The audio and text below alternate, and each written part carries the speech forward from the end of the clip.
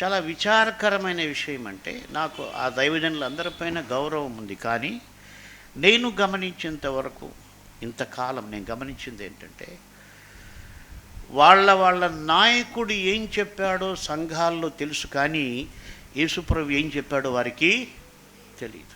భగత్ సింగ్ గారు ఏం చెప్పారో అన్న విషయం ఆ మందిరం వాళ్ళకి బాగా తెలుసు. ఐ అప్రిషియేట్ ఇట్, నేను దాన్ని క్రిటిసైజ్ చేయట్లేదు.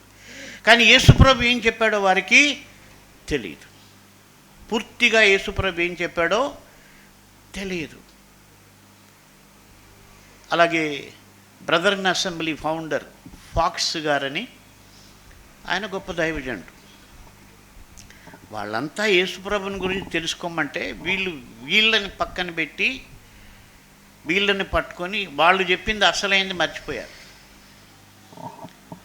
సో ఇక్కడ నేను ఈ విషయం ఎందుకు చెప్తున్నానంటే, నేనేం చెప్పాను, ఇంకొక సేవకుడు ఏం చెప్పాడు అన్నది కాదు మీరు తెలుసుకోవాల్సింది. యేసుప్రభు ఏం చెప్పాడన్నది మీరు తెలుసుకోవడం చాలా చాలా ప్రాముఖ్యమైనటువంటి విషయము.